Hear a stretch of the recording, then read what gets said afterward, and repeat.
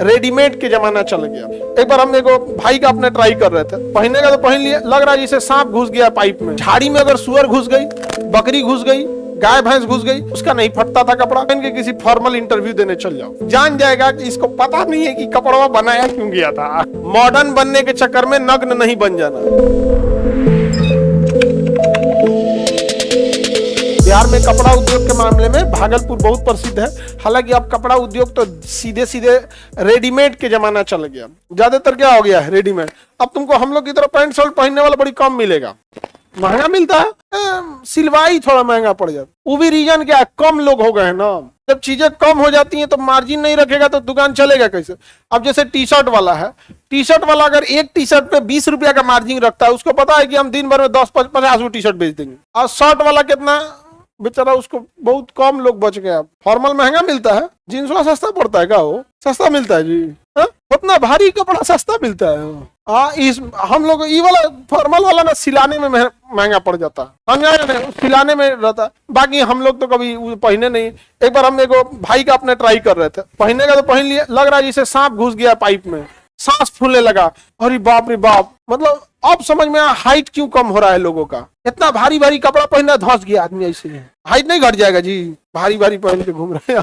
वो जीन्स नहीं होता, डेनिम बोलते हैं उसे, डेनिम। ये एक्चुअल बनाया गया था चरवाहों के लिए। और हम गलत बोलेंगे, जो हम ये कपड़े पहने नहीं, नॉर्मल कपड़े जो चरवाहे थे वो यूएस वगैरह में, यूरोप में पहले दो मुख्य काम होता था। आज से 200 साल पहले जाओ, या तो खदान में जाके आप तांबा, कोयला, सोना खदान में जाके उसका मजदूरी कीजिए, नहीं तो गाय भैंस बकरी सुअर चराइए।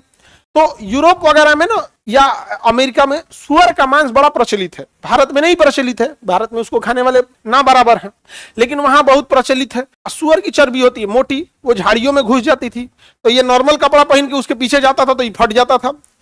ये जो खदान में काम करते थे वो नॉर्मल कपड़े पहन के जाते थे, वो खदान भी वैसे झाड़ियों के बीच में रहता है, उनका ही फट जाता है। दोनों की कॉमन समस्या। तो डेनिम कपड़ा बनाया गया, जीन्स कंपनी ने, समझ में आ गया? डेनिम कपड़ा बनाया। वो कपड़ा क्या था? मोटा। अब झाड़ी में अगर सुअर घुस गई, बकरी घुस गई, गाय भैंस घुस गई, तो चरवाहा पीछे से वही पहन के घुस गया, उसका नहीं फटता था कपड़ा। समझ में आ गया? और खदान में काम करने वाले जो रहते थे वो लोग का भी मतलब उनका भी नहीं फटता था। यहाँ पे मजबूत कपड़ा होने की वजह से नहीं फटते रहता था। उनको टाइमिंग देखने के लिए क्या करता था, यहाँ पे देखना जींसों में छोटा सा घड़ी चाबी दे, वो जेब देता है जींसों में। अब गया सब रिस्ट वॉच आ गया, नहीं तो पहले उसी में घड़ी रख लेता था, ऊपर रख लेता था घड़ी। एक एक्स्ट्रा जेब देता है तुम लोग में, देख जो पहने हो। अब उस सब का जमाना गया यहाँ पे। अब तुम लोग पहनते हो लोग, तुम चाहे जीन्स पहन के किसी फॉर्मल इंटरव्यू देने चल जाओ, बढ़िया इंटरव्यू देने चल जाओ तुम जीन्स पहन के। क्या है, जान जाएगा कि इसको पता नहीं है कि कपड़ा बनाया क्यों गया था। क्योंकि अगर इसको पता रहता है कपड़ा बनाया गया है तो ये इंटरव्यू देने ही पहन के नहीं आता। कैसा लग रहा है जीन्स वालों को? गर्व महसूस हो रहा है कि नहीं हो रहा? बहुत ज्यादा। हाँ, एकदम बढ़िया है।